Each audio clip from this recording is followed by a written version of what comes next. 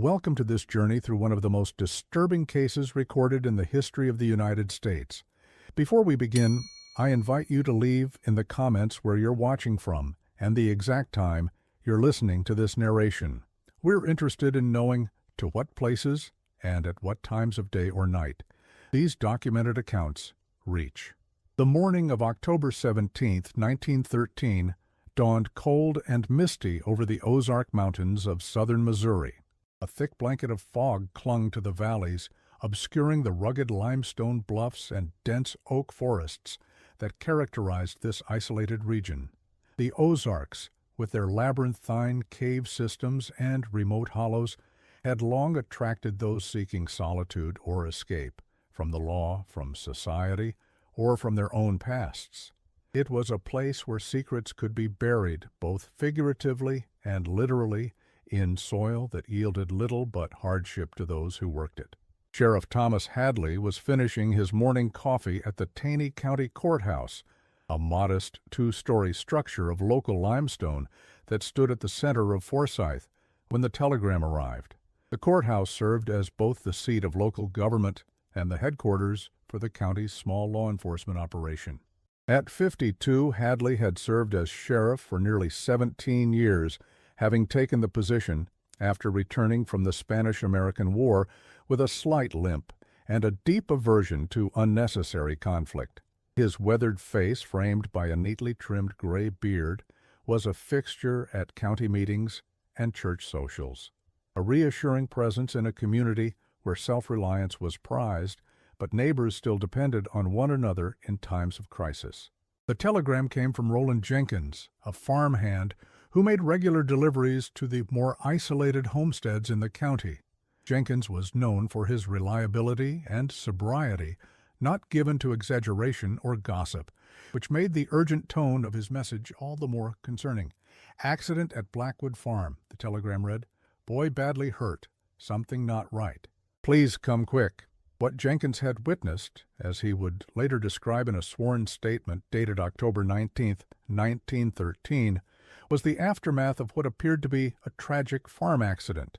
He had arrived at the Blackwood property shortly after dawn, bringing a delivery of seed and supplies ordered the previous month. "I knew something was wrong," Jenkins stated, "when I saw no smoke from the chimney despite the morning chill. Then I heard the wailing, not like normal crying, but something that raised the hair on my neck." The Blackwood homestead was situated approximately 7 miles northeast of Forsyth, down a winding dirt road that snaked through dense forest before opening onto a small clearing.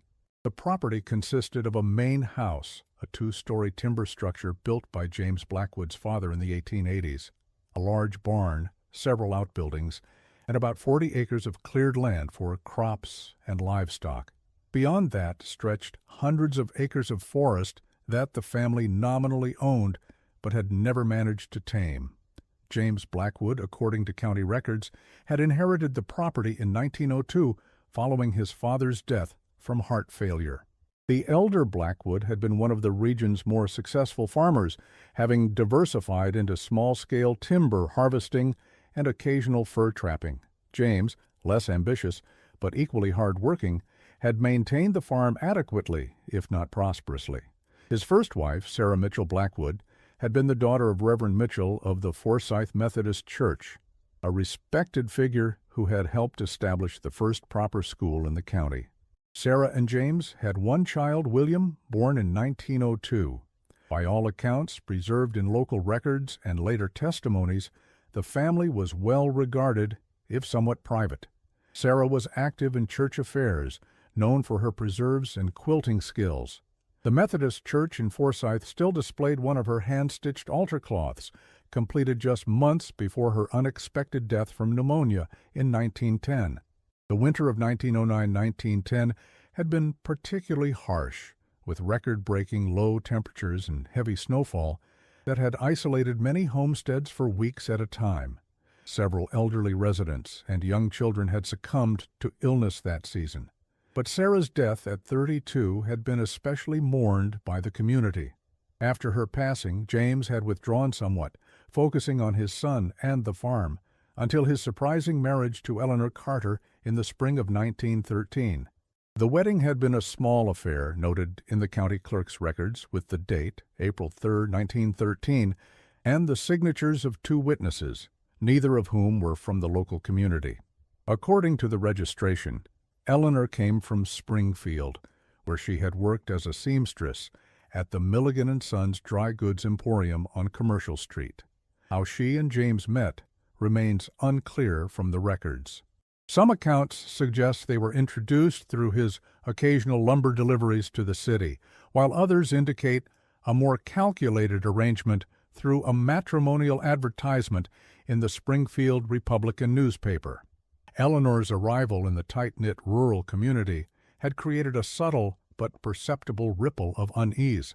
Martha Wilkins, whose family owned the next nearest property some 2 miles away, would later tell Sheriff Hadley that Eleanor carried herself differently, like she was wearing an invisible crown.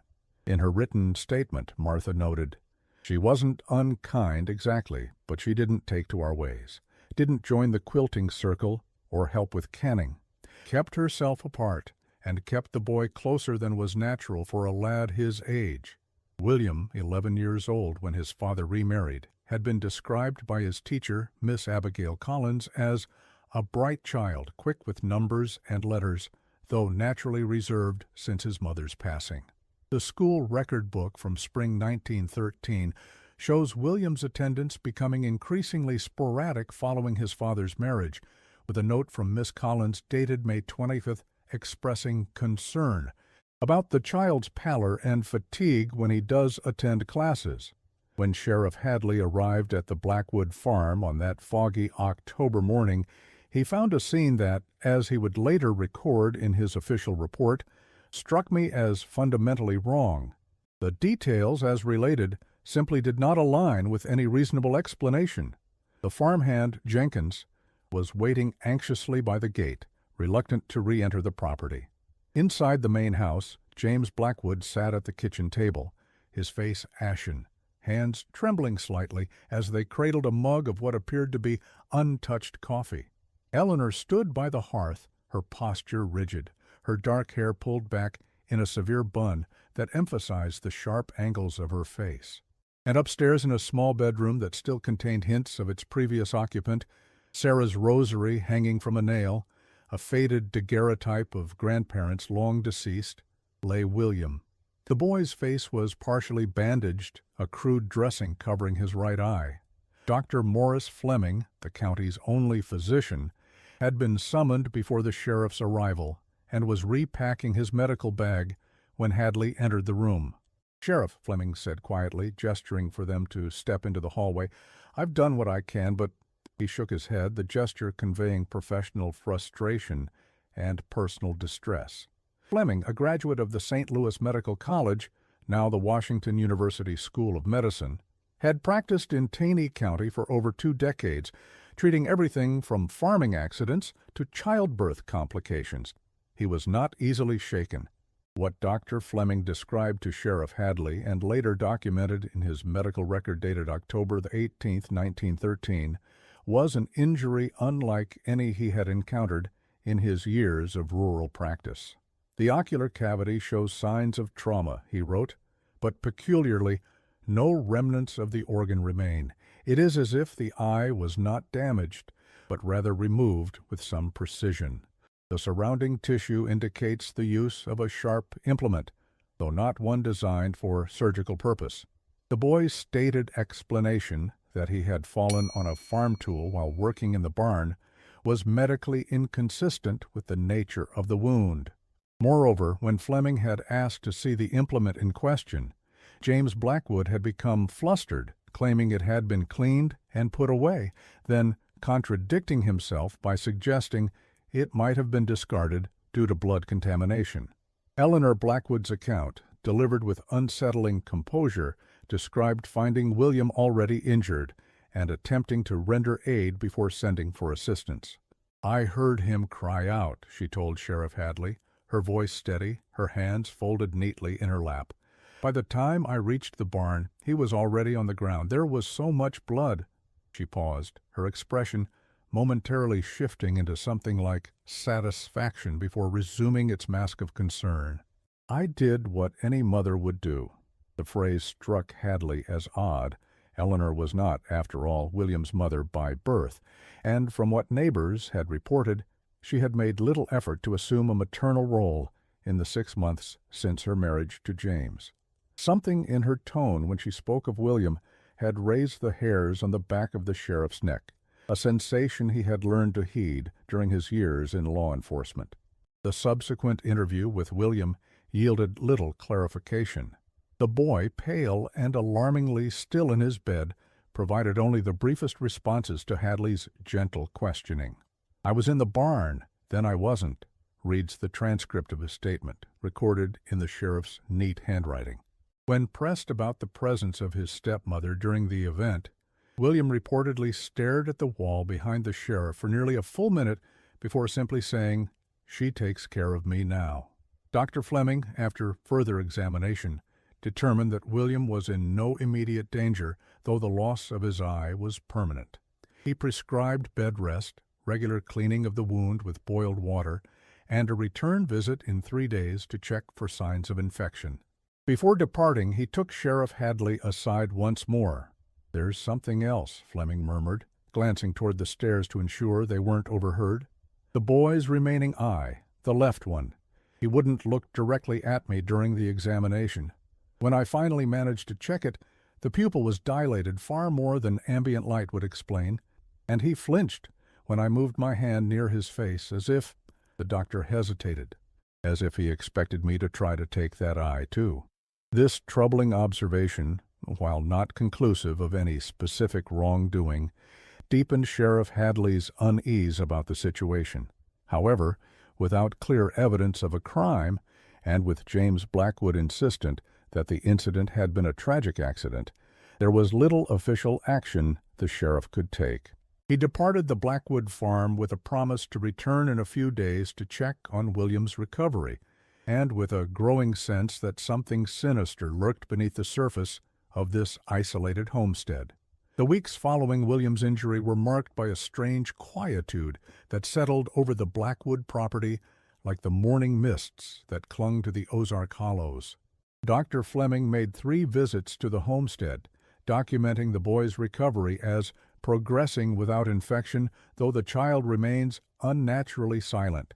On his 3rd visit, dated November 7, 1913, the doctor noted in his private journal, later discovered among his effects after his death in 1931, "The wound heals cleanly, too cleanly perhaps, given the rustic conditions and reported circumstances. Mrs. B. appears to have some knowledge of wound care beyond what one might expect of a seamstress. When I inquired about this, she mentioned an uncle who had been a surgeon's assistant during the war between the states. A plausible explanation, yet delivered with such rehearsed precision as to raise questions." The community's response to the incident was equally subdued. While injuries were common in rural life and typically prompted an outpouring of support, food deliveries, offers of labor assistance, prayer circles, there was something about this particular incident that seemed to inhibit the usual manifestations of community care. As Reverend Mitchell of the Forsyth Methodist Church later wrote in his personal correspondence to his brother in Kansas City, "A darkness has fallen over the congregation regarding the Blackwood matter. Questions are asked in whispers, if at all. James, who once sought comfort in prayer following Sarah's passing, has not attended services since the boy's injury. When I called upon them to offer spiritual guidance, I was received with such cold courtesy as to feel my presence was an intrusion."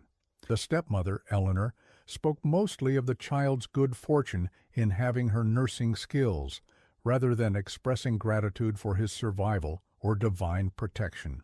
She referred to William's remaining eye as sufficient for her purposes, a phrasing that has troubled my thoughts and prayers since. This letter, preserved in the archives of the Kansas City Public Library as part of the Mitchell family papers, provides one of the few contemporaneous accounts of the atmosphere surrounding the Blackwood family during this period. Most neighbors, when later interviewed by authorities, admitted to having deliberately avoided the farm following William's injury, citing reasons ranging from respect for the family's privacy to more nebulous concerns about the change that had come over the place. Martha Wilkins, whose sense of Christian duty eventually overcame her unease, was one of the few who maintained sporadic contact with the Blackwood household. Her observations, while not immediately actionable, added to the growing collection of troubling details surrounding the case. The boy never played outdoors anymore, she told Sheriff Hadley in a statement dated December 8, 1913. Before, even after his mama died, you'd see him running with the dog or climbing that big oak by the creek. Now he just sat, either on the porch or by the window, like he was watching for something. And the dog, that old hound that used to bark at everything that moved, it was gone. When I asked after it, Mr. Blackwood said they'd given it away because the barking agitated the boy's condition. But William loved that dog something fierce. The Blackwood farm began to take on an almost tangible atmosphere of tension. James, once a regular at community gatherings and the general store in Forsyth, now appeared only for essential business in town. When he did venture out, neighbors noted significant changes in his demeanor. Elijah Thompson, proprietor of the general store, recorded in his business ledger beside the Blackwood account, J.B. purchased usual monthly supplies plus unusual quantity of salt, appeared haggard, hands shaking. When asked about family, responded curtly that all were as well as could be expected, declined credit for first time since establishment of account in 1902. Eleanor was rarely seen at all. On the few occasions she accompanied James to town, she remained in their wagon, a dark figure observing the main street of Forsyth with what several witnesses described as unsettling intensity. Children, with their unfiltered perceptions, began to tell stories about the Eye Lady, claiming that she watched them through the wagon's small rear window even when appearing to face forward. The farm itself showed signs of neglect, fields partially harvested, livestock thin and restless. As winter approached, smoke from their chimney rose thin and intermittent, suggesting the hearth was not being maintained as it should in the increasingly cold weather.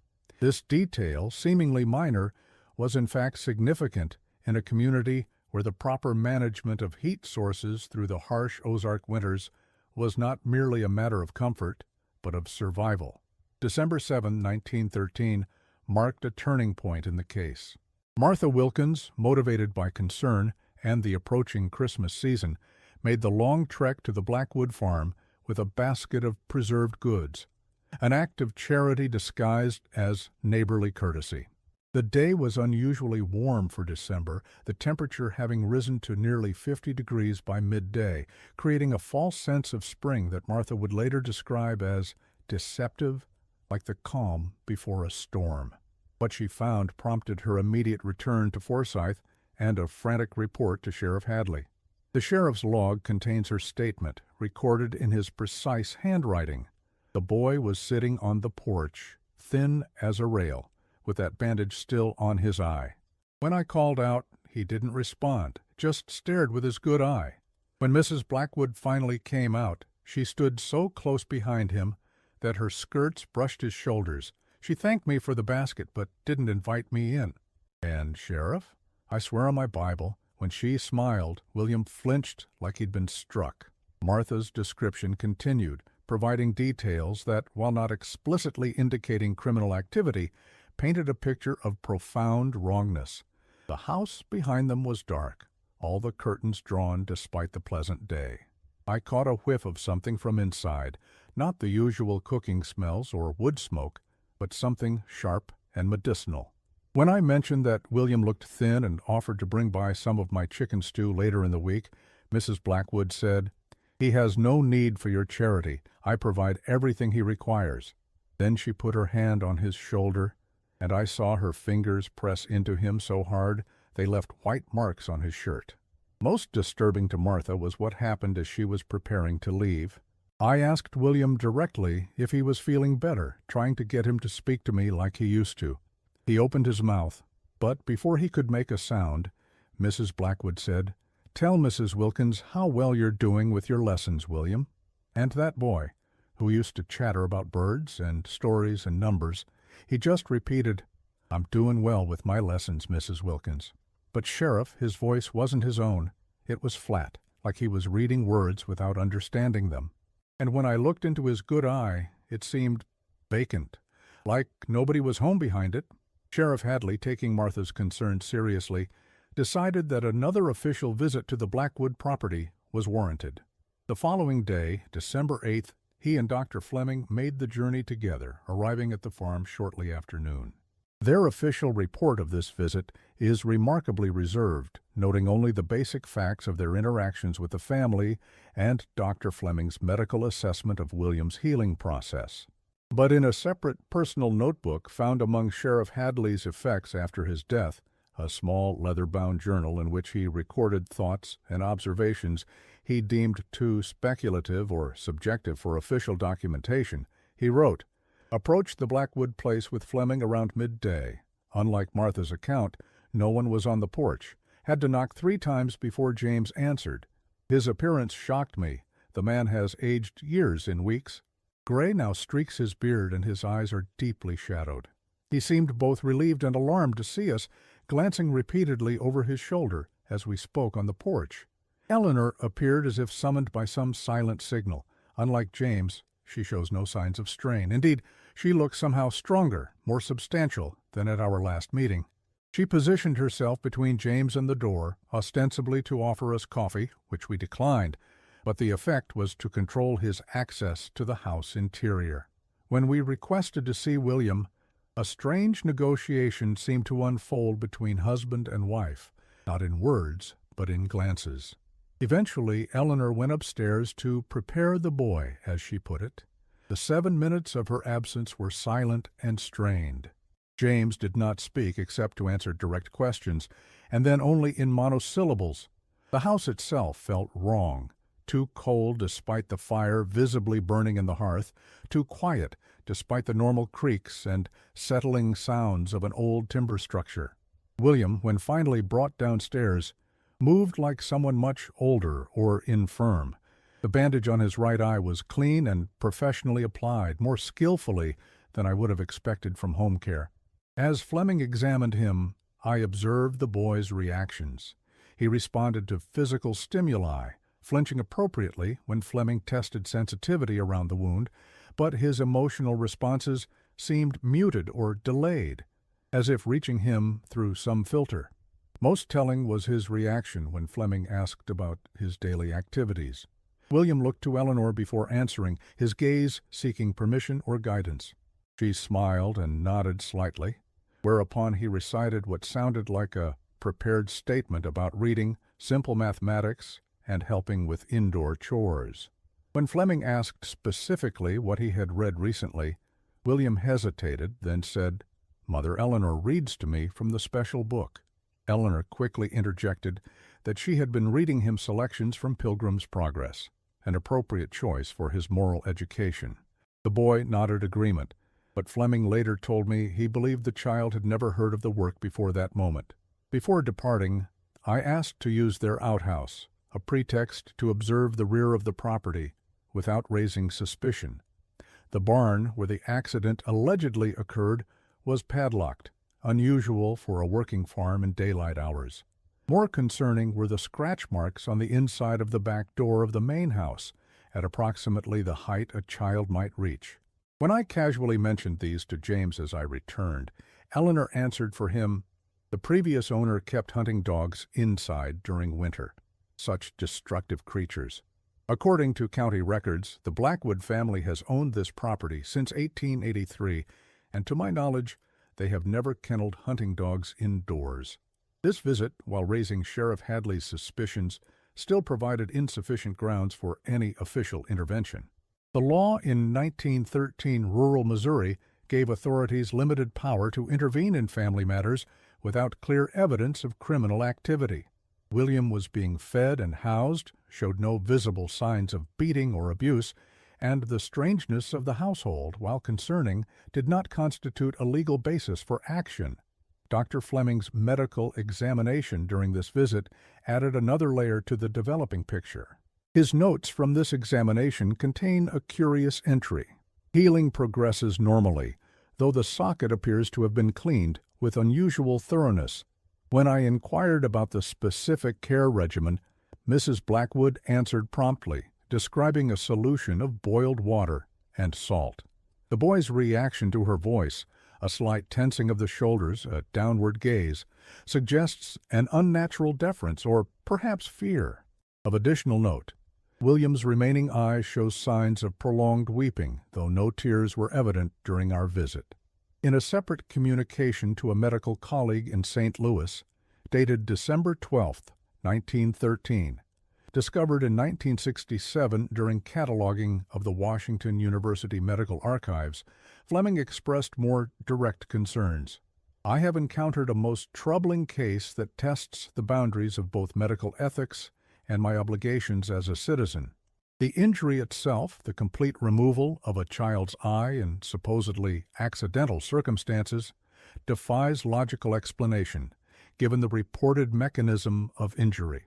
More concerning is the subsequent behavior of the patient and his caretakers. The stepmother displays a level of medical knowledge inconsistent with her background, particularly in wound management and what appears to be the administration of sedative substances. The father exhibits signs of duress or coercion.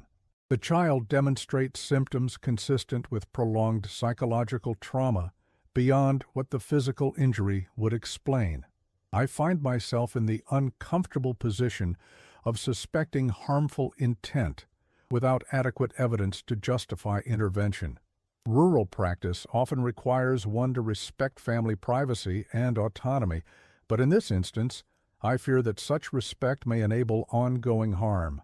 The law provides little recourse without more substantive proof of wrongdoing. I document everything meticulously in hopes that, should my concerns prove founded, there will be a record that might have helped prevent whatever may come. As 1913 gave way to 1914, the Blackwood case might have faded into obscurity, just another tragedy in the hard life of the Ozarks, a region where premature death and disfiguring injury were all too common. The winter intensified, bringing heavy snowfall and temperatures that dropped well below zero for weeks at a time. Travel became difficult even for short distances, and the more remote homesteads effectively disappeared from community life until the spring thaw. But on January 28, 1914, something occurred that reignited local concern. William failed to appear at school following the winter break. The Forsyth School, a simple one-room structure that served children from ages 6 to 14 across the surrounding 10 square miles, had reopened on January 20th after the Christmas holiday and traditional January hunting season. When William remained absent for a full week, Miss Abigail Collins, following her duty as teacher, sent a note to the Blackwood farm inquiring about his well-being and expected return.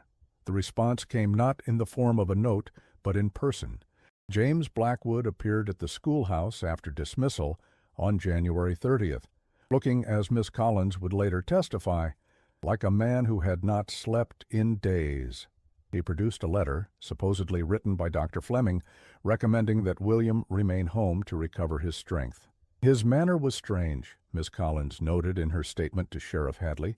He would not meet my eye, and when I expressed hope for William's swift recovery, he simply nodded and turned to leave. I called after him, asking if William might benefit from schoolwork sent home, as he had always been an eager student. Mr. Blackwood paused at the door and said very quietly, "Eleanor believes his education is best managed at home now." There was something in his tone, resignation perhaps, or fear, that troubled me deeply. Miss Collins, a diligent educator with genuine concern for her pupils, took the unusual step of visiting Dr. Fleming that same evening to inquire about William's condition. What she discovered prompted her immediate report to Sheriff Hadley. Dr. Fleming had written no such letter, and in fact had not seen William since the December 8th visit with the sheriff. This discrepancy prompted a more formal investigation. Sheriff Hadley, now joined by County Prosecutor Edgar Wilson, returned to the Blackwood farm on February 3, 1914, with a warrant to inspect the premises. The legal basis for the warrant was relatively thin, suspected medical fraud and educational neglect, but it provided the authority needed to conduct a more thorough examination of the property and the family situation. The ensuing search revealed nothing overtly criminal, no signs of physical abuse severe enough to justify removal of the child, no evidence of illegal activities. William, when questioned separately from his father and stepmother, maintained that he was being treated well, though he spoke in a monotone voice and kept his gaze fixed on the floor. When asked specifically about school, he stated that Mother Eleanor teaches me important things now, things they don't know at school. Sheriff Hadley's report notes that the boy appeared adequately nourished, if thin, and appropriately dressed for the season. His eye socket had healed completely, though no prosthetic eye had been provided. The bandage had been replaced by a simple black patch. William's remaining eye, as noted by both Hadley and Prosecutor Wilson, appeared unusually dull. The once vibrant blue described by neighbors and former teacher now faded to a flat, almost gray hue. The interior of the Blackwood home presented a study in contrasts. The main living areas, kitchen, parlor, James's bedroom, showed signs of neglect, unwashed dishes, dusty surfaces, clothing left unfolded. By contrast, the rooms occupied by Eleanor and William were meticulously ordered. William's bedroom contained few personal items beyond clothing, and a small wooden horse, carved in a style that Martha Wilkins later identified as similar to toys made by her late husband for local children. Most of the books and small treasures that might be expected in a child's room were absent. Eleanor's private sewing room, adjacent to the bedroom she supposedly shared with James, though the condition of that room suggested he no longer slept there, was locked. When asked to open it, she produced a key from a chain around her neck. The room beyond was immaculate, containing a sewing table, several bolts of dark fabric, and a writing desk with a leather-bound journal that Eleanor quickly moved to a drawer, explaining it contained private household accounts. What the search did uncover, however, was a small wooden box hidden beneath the floorboards of Eleanor's sewing room. Inside the box was a collection of items that, while not illegal, struck the investigators as deeply unsettling. Several locks of dark hair tied with string, consistent with William's coloring, 5 small teeth, apparently human and childlike, and a small glass vial containing what appeared to be a preserved animal eye, though Dr. Fleming would later note in his personal journal that the specimen bears a disturbing resemblance to a human organ. When confronted about these items, Eleanor Blackwood remained composed. The loose board was discovered by Prosecutor Wilson, who noted a slight difference in the coloration of the wood and the newer appearance of the nails securing it. "Mementos," she explained, "from my own lost children." This was the first mention of Eleanor having been previously married or having had children. No records confirming this claim have ever been found in Springfield or the surrounding counties. James Blackwood, present during this exchange, appeared genuinely surprised by the revelation, but did not contradict his wife. In a later private conversation with Sheriff Hadley, documented in the sheriff's personal notebook, James offered a halting explanation. "Eleanor doesn't speak of it often. It pains her too deeply. She was married young in St. Louis before coming to Springfield. There were 3 children, all lost to fever within a month of each other. Her husband abandoned her soon after. The mementos are all she has left of them." When Hadley pressed for details, names, dates, the location of graves, James became flustered and eventually admitted, "I don't rightly know those particulars. Eleanor finds such questions distressing." The investigation reached an impasse. The items in the box, while macabre, were not definitively proven to be anything other than what Eleanor claimed. The discrepancies in James's account, while suspicious, did not constitute a crime. William himself, when carefully questioned about his treatment, maintained that he was not being harmed, though his affect remained flat, and his responses seemed rehearsed. Prosecutor Wilson, frustrated by the lack of actionable evidence, suggested to Sheriff Hadley that they might use the educational neglect angle to at least have William temporarily removed for assessment. The boy is clearly being isolated, Wilson argued, as recorded in Hadley's notes of their conversation. At minimum, we could get him away from that woman long enough to determine if he's being coerced or drugged. But the legal framework of the time provided limited protection for children, particularly in rural areas where home education was common and parental authority was considered nearly absolute. Dr. Fleming, consulted on the matter, expressed concern about the potential trauma to William of forced separation, particularly given his already fragile psychological state. The boy has lost his mother, his eye, and possibly his sense of safety, Fleming noted. Without clear evidence of immediate danger, removing him from familiar surroundings might cause more harm than good. Reluctantly, Sheriff Hadley and Prosecutor Wilson concluded the investigation without taking further action, though they established a schedule of regular welfare checks on the Blackwood farm. The first of these, conducted on February 17, 1914, found the situation largely unchanged. The second, on March the 5th, noted that William appeared to have gained some weight and spoke more readily, though still with that peculiar flatness of affect. Eleanor, during this visit, remained within arm's reach of the boy at all times. The winter of 1914 was particularly harsh in the Ozarks. Heavy snowfall isolated many homesteads for weeks at a time, making the scheduled welfare checks difficult to maintain. The Blackwood farm, already remote, became virtually inaccessible between mid-March and early April. It wasn't until the spring thaw that regular contact with the outside world resumed, and by then the community's attention had largely shifted to other matters: preparations for spring planting, a contentious local election, the distant rumblings of trouble in Europe that would eventually become the First World War. On April 17, 1914, exactly 6 months after William's initial injury, Martha Wilkins once again made the journey to the Blackwood farm. Her visit was prompted by a dream. She would later tell Sheriff Hadley that she had seen William calling to her from the edge of the forest, his face obscured by shadows. The dream had recurred 3 nights in succession, with such vividness that Martha, though not typically superstitious, felt compelled to check on the boy's welfare. What she found at the farm was James Blackwood alone, splitting wood in the yard with methodical, almost mechanical movements. When Martha approached, he paused, the axe held loosely at his side, his expression momentarily blank before recognition dawned. "Mrs. Wilkins," he greeted her, his voice hoarse, as if from disuse. "What brings you out this way?"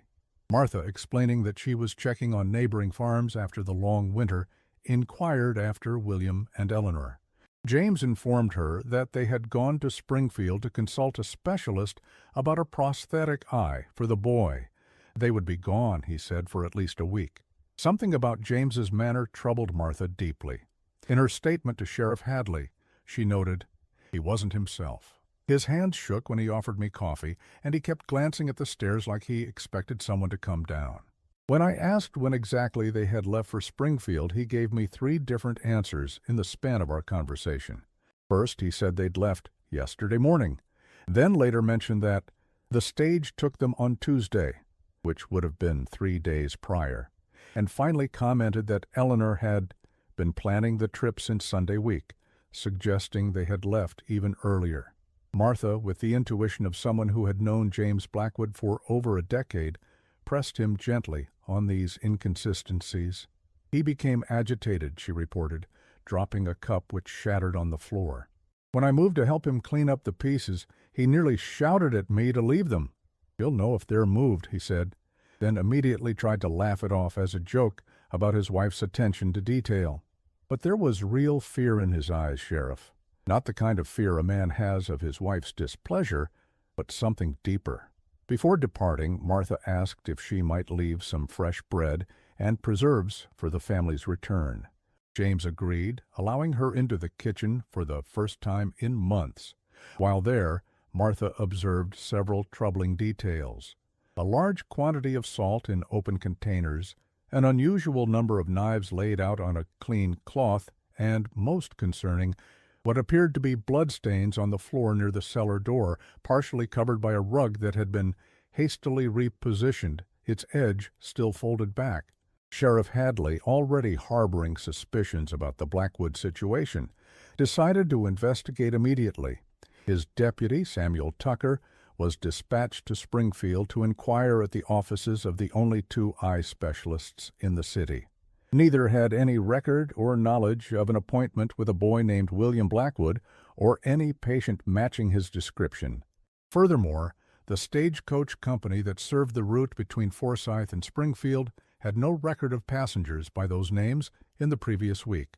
Meanwhile, the sheriff himself returned to the Blackwood farm, arriving just before dusk on April 18, 1914. The sheriff's official report of that evening is remarkably sparse, noting only that the property appeared abandoned and that no response was received to repeated knocking. What the report doesn't mention, but what Sheriff Hadley later confided to Reverend Mitchell, was the state of the house when he finally forced entry. The rooms were immaculately clean, swept bare of personal items. The hearth was cold, suggesting no fire had been lit for days, despite the spring chill. The kitchen had been scrubbed to an almost clinical sterility, the bloodstains observed by Martha nowhere to be seen. James and Eleanor's bedroom contained no clothing in the drawers, no personal effects on the dressing table. It was as if they had never existed. Most disturbing was the discovery in William's room. His bed had been stripped of linens, and carved into the wooden headboard was a crude symbol resembling an eye. Below it, scratched in a less steady hand, were the words, "She sees." The small wooden horse, the only toy Martha had mentioned seeing in the room during her previous visits, was positioned in the center of the bare mattress, its carved eyes gouged out. The cellar, accessed through a door in the kitchen floor, contained nothing unusual at first glance. Preserved foods, tools, the normal detritus of rural life. But in the earthen wall at the far end, partially concealed behind a stack of empty crates, Sheriff Hadley discovered a small opening.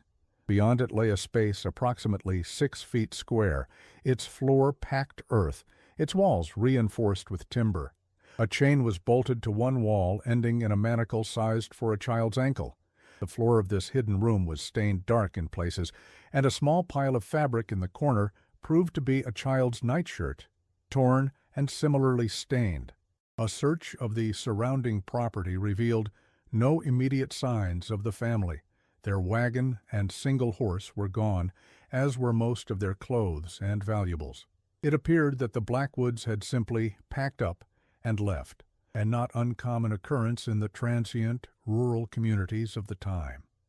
Yet the hasty nature of their departure, coupled with the inconsistencies in James's account to Martha Wilkins and the disturbing discoveries in the house, raised troubling questions.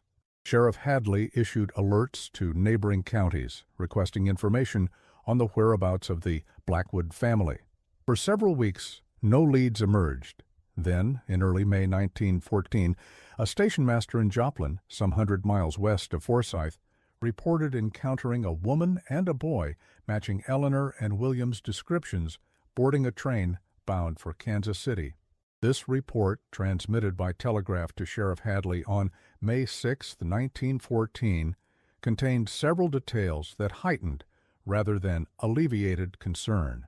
The station master, Horace Jenkins, described the woman as expensively dressed, with a manner that suggested wealth or at least substantial means, a significant change from Eleanor's previous modest attire.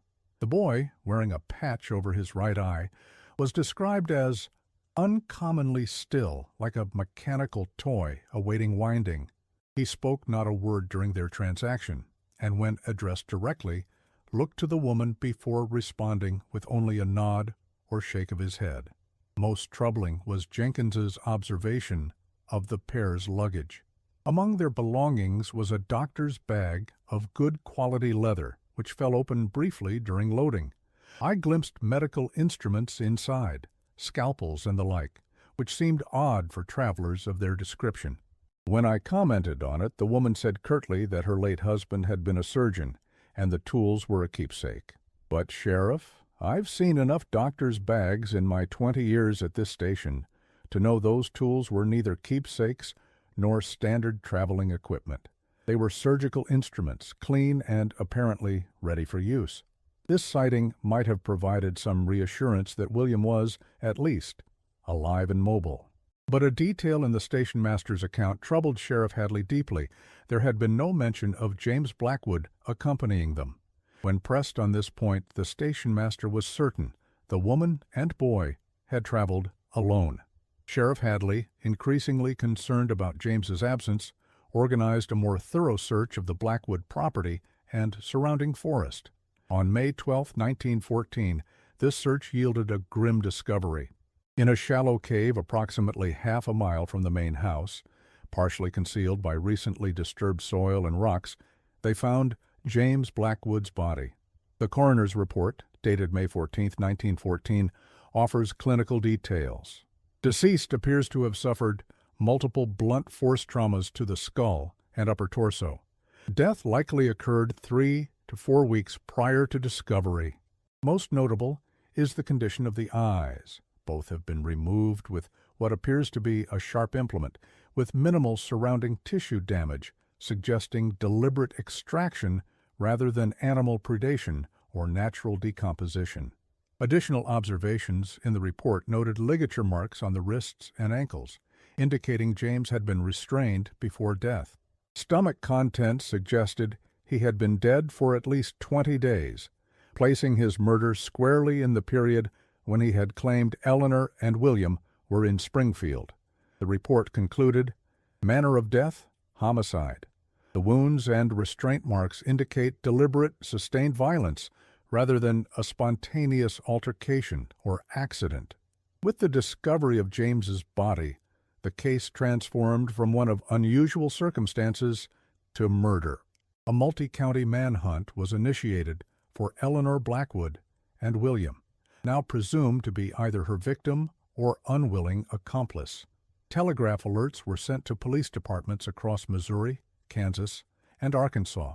Newspapers as far away as St. Louis ran stories about the Ozark Eye Killer, though most accounts focused more on the sensational aspects than factual details. The Kansas City Police Department alerted to the possibility that Eleanor and William might have arrived there by train, conducted inquiries at hotels, boarding houses, and transportation hubs. Several possible sightings were reported, but none confirmed. A clerk at the Union Depot recalled a woman and boy of similar description transferring to a westbound train, possibly headed for Denver or beyond, but could provide no specific details that would aid in tracking them. Sheriff Hadley, working with limited resources but driven by a growing conviction that William remained in danger, compiled a more comprehensive profile of Eleanor Blackwood based on what little was known of her background. The Springfield Police Department, assisting in the investigation, visited the Milligan & Sons Dry Goods Emporium, where Eleanor had reportedly worked as a seamstress. The store's employment records confirmed that an Eleanor Carter had indeed been employed there from 1911 to early 1913, but the address she had provided, a boarding house on North Jefferson Street, proved to be false. The proprietress of the establishment had never heard of an Eleanor Carter. Further investigation revealed that Eleanor had rarely socialized with other employees and had been hired on the basis of recommendation letters from previous employers in St. Louis, letters that, when traced, proved to be forgeries. The store manager described her as competent but cold, with a peculiar intensity about her. The other girls didn't care for her, said she asked too many questions about their families, especially their children. This pattern of fabrication and carefully constructed false history suggested a level of premeditation and calculation that elevated concerns about William's safety. If Eleanor had methodically created a false identity and integrated herself into the community with apparent ease, what other deceptions might she be capable of? And what was her ultimate purpose in targeting the Blackwood family specifically? Despite these efforts, the trail went cold. The sighting in Joplin proved to be the last confirmed report of Eleanor and William. Some investigators theorized that they had continued west, perhaps all the way to California or Oregon, where they could easily disappear among the constant influx of migrants seeking new lives. Others suggested they might have doubled back, hiding somewhere in the vast isolated terrain of the Ozarks themselves. The case remained active but unresolved throughout 1914 and into 1915. Then, in August 1915, a curious development occurred. A package arrived at the Taney County Sheriff's Office addressed specifically to Sheriff Hadley.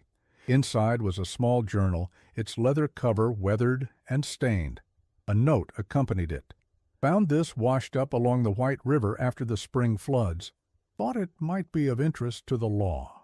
The note was unsigned, and the handwriting matched no known samples in the sheriff's records. The journal belonged to Eleanor Blackwood.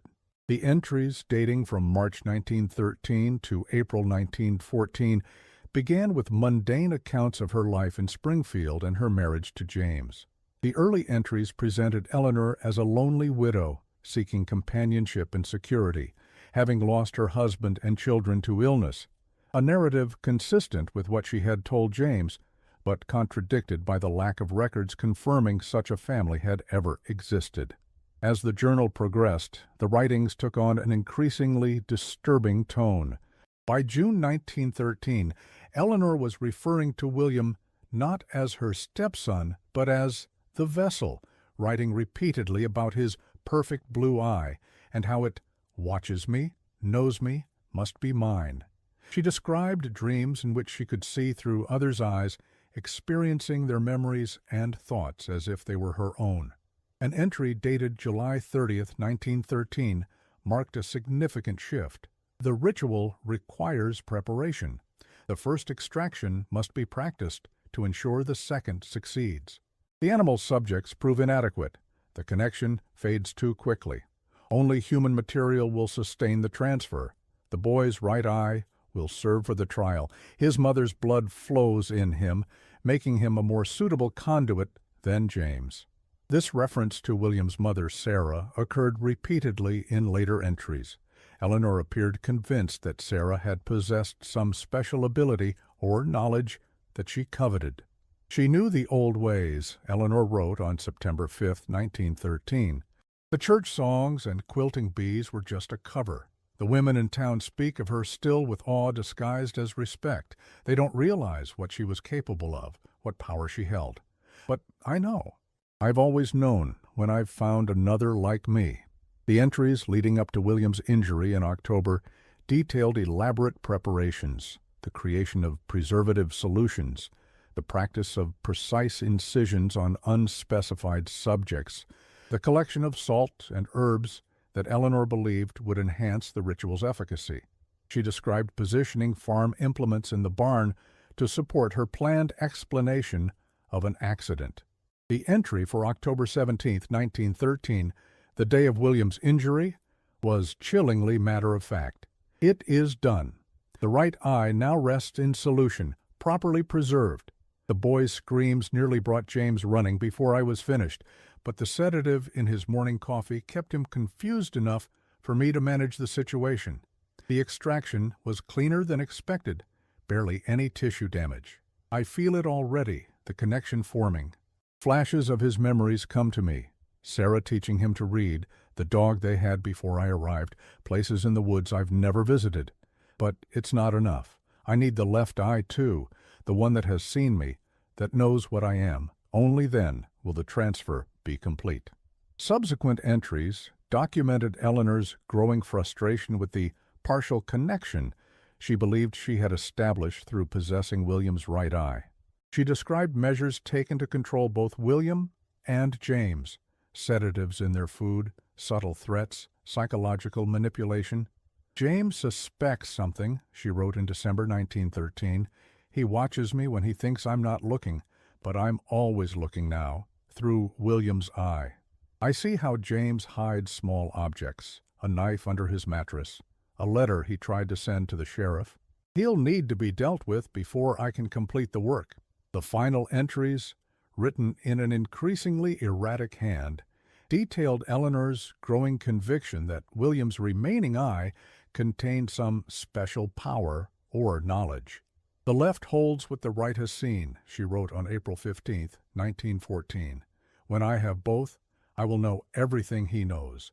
I will see what he has seen, the truth about Sarah, the truth about the others." The reference to the others was never explicitly explained in the journal, nor was her apparent fixation on William's deceased mother. What the journal did reveal in explicit detail was Eleanor's plan to remove William's remaining eye and her intention to flee afterward to an unspecified location where she had preparations waiting. The last entry, dated April 17, 1914, stated simply, "James is no longer a concern. The boy and I leave tonight. The final extraction will occur at the prepared site. By the next full moon, I will see through both vessels, and the transfer will be complete." Sheriff Hadley, deeply disturbed by these revelations, renewed the search for William with increased urgency. The journal suggested not just murder but a pattern of calculated, ritualistic violence driven by delusions or perhaps some twisted belief system. The boy, if still alive, would now be 13 years old and in grave danger. But despite expanded search efforts and a substantial reward offered by concerned citizens of Forsyth, no further trace of either Eleanor or William was found. The case might have remained forever unresolved had it not been for a chance discovery in 1937, more than 2 decades later. During the construction of a new county road near Springfield, workers uncovered a small cellar beneath what had once been a house, but had burned down years earlier. Inside they found human remains, a child's skeleton approximately 11 to 13 years of age at time of death, with unusual damage to both eye sockets. The property records revealed that the house had been purchased in February 1913 by an E. Carter, presumably Eleanor, before her marriage to James Blackwood. This suggested a level of premeditation that had not previously been considered in the case. Eleanor had secured this property months before meeting James, establishing a location to which she could later return. Forensic examination of the remains, though limited by the technology of the time, indicated that the child had likely died from asphyxiation. More disturbing was evidence that the individual had survived for some time after the removal of both eyes, as indicated by partial healing around the socket margins. Personal effects found with the remains included a small metal button matching the description of those on William's school coat, and a carved wooden figure of a horse, similar to one Martha Wilkins had mentioned, giving to William on his 11th birthday. While the identification could not be confirmed with absolute certainty, most investigators believed the remains were indeed those of William Blackwood. The case was officially closed in 1938, with Eleanor Blackwood listed as deceased based on the assumption that she could not reasonably still be alive or at large after so many years. But in 1952, a curious footnote was added to the case. A retired nurse from a psychiatric institution in Nebraska contacted the Taney County Historical Society, having read about the Blackwood case in a compilation of historic Ozark mysteries. The nurse, Meredith Holloway, reported that from 1914 to 1926, the institution had housed a woman who called herself Eleanor the Seer. This woman admitted, after being found wandering the streets of Omaha in blood-stained clothing, claimed she could see through the eyes of others and kept a collection of small glass vials that the staff had initially assumed contained colored water or alcohol. She was an unusual patient, Holloway wrote in her letter to the Historical Society. Unlike most of our residents, who were either agitated or despondent, she maintained a strange composure. She spoke rarely but with perfect clarity, often seeming to know things about staff members that she couldn't possibly have learned through normal means. Details about their homes, their families, private matters never discussed at the institution. Several attendants refused to work in her ward, claiming she would whisper their secrets as they passed her door. According to Holloway's account, Eleanor the Seer was not her legal name in the institution's records. She had been admitted as Jane Doe and later given the administrative designation Patient 317. The nickname had emerged from her habit of making pronouncements about future events, many of which, disturbingly, came to pass. She predicted the influenza epidemic weeks before the first cases reached Nebraska, Holloway noted. She described the crash of the Halliday building in Omaha 3 days before it occurred. The staff began to attribute these correct predictions to newspaper reports she might have glimpsed or conversations she might have overheard, but I always wondered. There was something in her eyes, a depth, an awareness that seemed beyond normal perception. The woman had died in the institution in 1926, and her personal effects, including the vials, had been disposed of according to standard procedures. No photographs or fingerprints had been preserved that might confirm her identity as Eleanor Blackwood. The nurse's account, coming decades after the fact and without supporting documentation, was filed as an interesting but unverifiable postscript to the case. In 1968, during a renovation of the old Taney County Courthouse, workers discovered a small metal box sealed within a wall cavity near where the sheriff's office had once been located. Inside was a collection of items that Sheriff Hadley, who had died in 1943, had apparently hidden: the original journal of Eleanor Blackwood, several official documents related to the case, and, most disturbingly, a glass vial containing what analysis would later confirm to be a preserved human eye with a strikingly blue iris. A note in Sheriff Hadley's handwriting accompanied these items.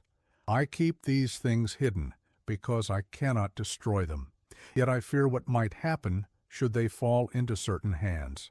The journal contains knowledge that no person should possess.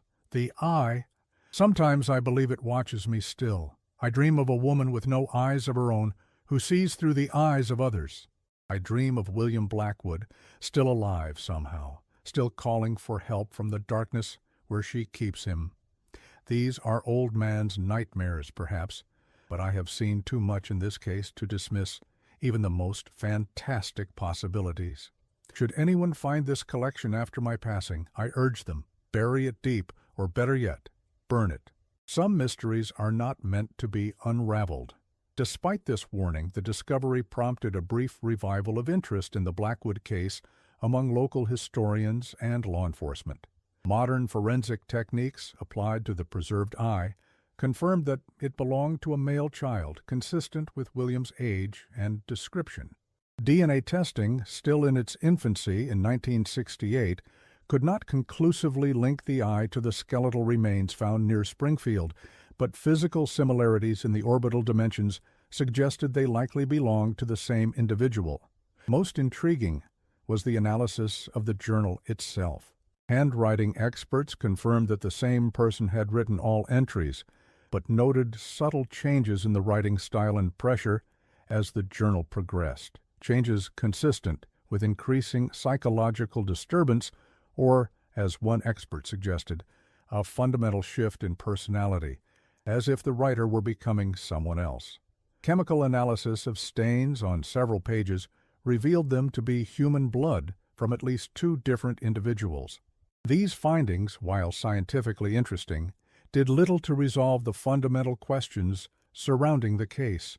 What had driven Eleanor Blackwood to her apparent obsession with William's eyes? What connection did she believe existed between herself and Sarah Blackwood? And perhaps most disturbingly, if her journal entries about seeing through William's extracted eye contained even a kernel of truth amid the obvious delusions, what did that suggest about the nature of human perception and consciousness? The preserved eye, the journal, and the other artifacts were eventually transferred to the State Historical Archive, where they remained in storage, largely forgotten except by the occasional researcher with an interest in historic Ozark crimes. A brief revival of public interest occurred in the early 1970s when a true crime writer attempted to publish a book about the case, but the project was abandoned after the author reported experiencing unexplainable visual phenomena while researching the archives, including persistent afterimages and the sensation of being watched whenever he handled the original materials. What truly happened to William Blackwood, what drove Eleanor to her apparent obsession with his eyes, and what connection this might have had to the death of Sarah Blackwood years earlier, remains a matter of speculation. The isolated communities of the Ozark Mountains have always harbored secrets, some buried as deeply as the hollows between the ancient hills. To this day, in certain remote areas of Taney County, some older residents still warn children not to wander alone in the woods near where the Blackwood farm once stood. They speak in hushed tones of the woman who collects eyes, and claim that on particularly dark nights a lantern can sometimes be seen moving among the trees, carried by a figure with a smooth, featureless face where eyes should be. Whether these stories represent the natural evolution of folk legends from a real tragedy, or whether they stem from some deeper truth about Eleanor Blackwood and what she may have become, we may never know. The case files gather dust. The forests grow thicker each year over the foundations of the old Blackwood homestead, and somewhere, perhaps, a blue eye watches still, seeing everything, but revealing nothing.